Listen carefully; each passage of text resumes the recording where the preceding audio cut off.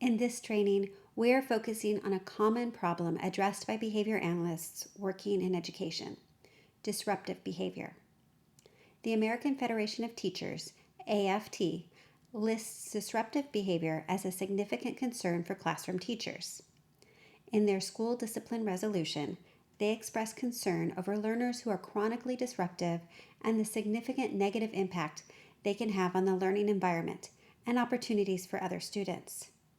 Students who engage in disruptive behaviors are often referred to behavior analysts working in schools for behavior change interventions.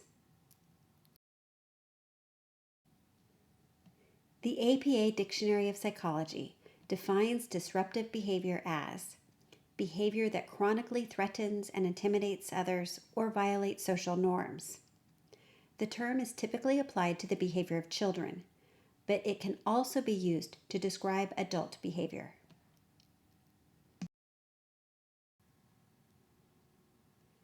Within school systems, often disruptive behavior is categorized separately from aggressive behavior.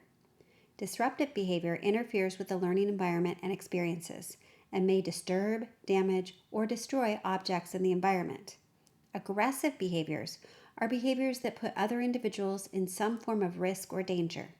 The risk of harm to others, especially within school settings, often requires safety or crisis management procedures that are not necessary in disruptive behaviors. This training is focused on disruptive behaviors in two different categories: verbal vocal disruptions and physical disruptions. When a disruptive behavior is targeted for a behavior change, data needs to be collected on that behavior. The intensity of a problem behavior, especially a disruptive behavior that occurs in a school setting, should be a part of the decision-making criteria used to prioritize behaviors for interventions and to design effective behavioral goals. But it can be difficult to capture data about the intensity of a behavior.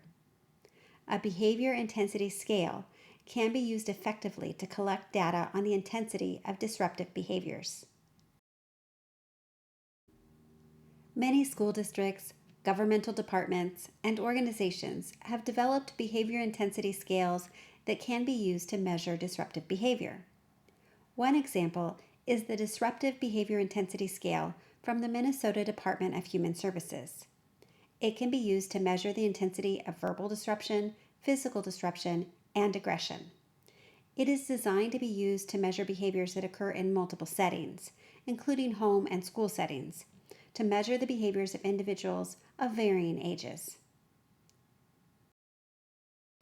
The behavior intensity scales that I use for measuring the intensity of vocal verbal disruptions and physical disruptions are substantially similar to the Minnesota scale.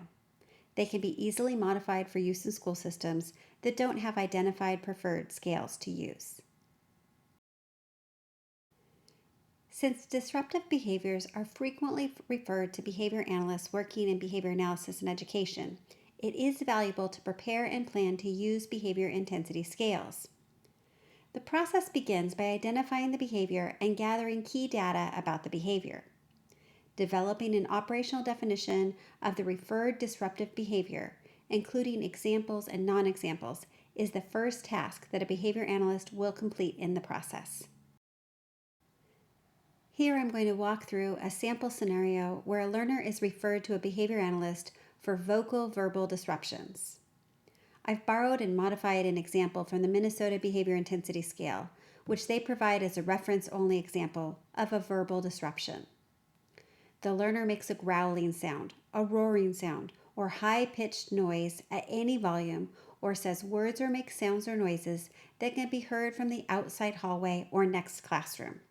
So that's our operational definition of this behavior. The next step is to provide examples and non-examples. So an example is the learner growls in response to being given instructions or told it is time to transition, mimicking the sound of animal growls. A non-example, the learner cheers and applauds in response to others' positive words or actions. The next step is to identify the appropriate person to serve as a rater to provide data on the intensity of the behavior. Often, The rater is the teacher or administrator who has referred the case to the behavior analyst, but that is not always the case. The rater should be someone with experience with the learner and the behavior for at least 2 weeks. Sometimes more than one rater is identified. In some cases, you, as the behavior analyst, are familiar enough with the learner and the behavior that you can serve as one of the raters, completing the behavior intensity scale from your own experience with the behavior. The scale will ask the rater to provide information about the frequency and duration of the behavior, as well as the disruptive impact of the behavior. Most scales will also include a section to indicate the setting or settings where the behavior occurs. The rater is then provided with the behavior intensity scale that already includes the definition of the behavior as well as examples and non-examples, and they're asked to complete the scale. Typically, a scale can be completed in 15 to 30 minutes. The results of the scale are then interpreted. The results of the assessment can help determine whether targeting this behavior change is a priority.